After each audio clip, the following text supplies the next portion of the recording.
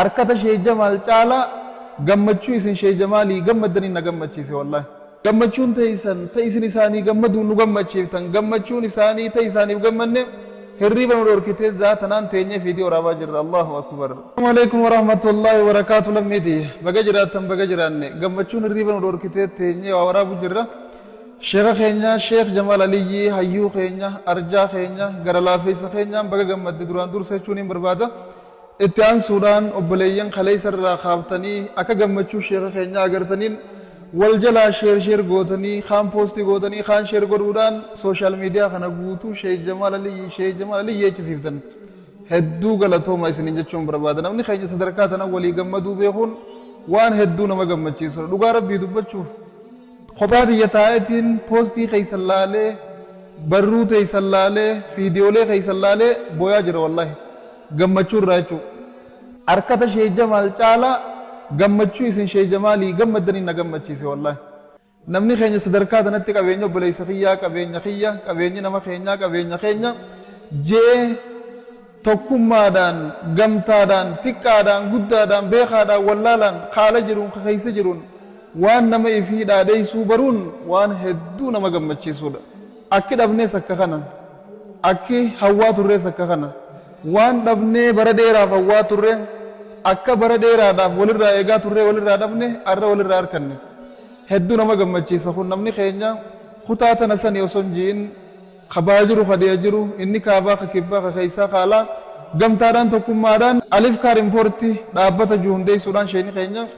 makiinaa gara biyyaa galchuu eegaluun isaanii bubbulteellee jiraattu arkuun keenya kaleessa anis isinis jechuudha. Akkuma agarreen ammoo gammannee gammachuu teenya akkatti ibsannu wallaallee kaan nashiidatti baasa kaan sagaleen ol bee gammachuu isaa ibsata kaan barreessee barruudhaan gammachuu isaa ibsata kaan ammoo waa warri waa jechuu beekuu fi waa barreessuu beeku barreessee fi jee shir godhee gammachuu isaa ibsata yaa maasha Allah. والله وانا كان نما gammachiisu nagarre yaa lammiitii rabbiin isin haa gammachiisu hunda keessan abbaa qabeenyaa isin godhe warra akkana gammannuuf rabbiin isin haa godhu. Namni keenya waa qabaachuun nuuf qabeenya namni keenya nuuf jabaachuun nuuf jabeenya qabeenya obboleessa keenya nuti ifii waan qabnu qabeenyi nuti ni qabna inni lakkaawwannu qabeenya namni keenya nuu qabu akkanaa kana jechuudha. Sheekha keenya Sheekh Jamaal Aliyyi rabbi waliin haa deemu qabeenyi isaanii duruu kasaaniitii miti hawaasaati kabiyyaati akkasumatti diin keenyallee wajji qaba hawaasni keenyallee wajji qaba kaa hunda keenyaati qabeenya isaanii rabbiin nuuf haa guddisu isaan guddachuun nuuf guddina baga gammaddaniif nama gammaduu qabdaniif gammaddanii hundi keessanuu irra deebi'ee baga gammaddan kuma galatoomaan isiniin jaa. Sheekha keenya ammoo ija haasidaa ija budaarraa nuu qabee rabbi waliin nuuf haa deemu gammachuun ta'isin isaanii gammaduun nu gammachiiftan gammachuun isaanii ta'isaaniif gammanne hirriba nu dhorkitee zaatanaan teenyee fiidiyoo raabaa jirra. Allahu akbar. Yaa rabbi gammachuu nama keenyaa malee gadda nama keenyaa nu garsiisin jaarmee nama keenyaa malee gargar faca'u nama keenyaa nu garsiisin tokkummaa nama keenyaa malee tokkummaa dhabuu isaanii durummaa nama keenyaa malee hiyyummaa nama keenyaa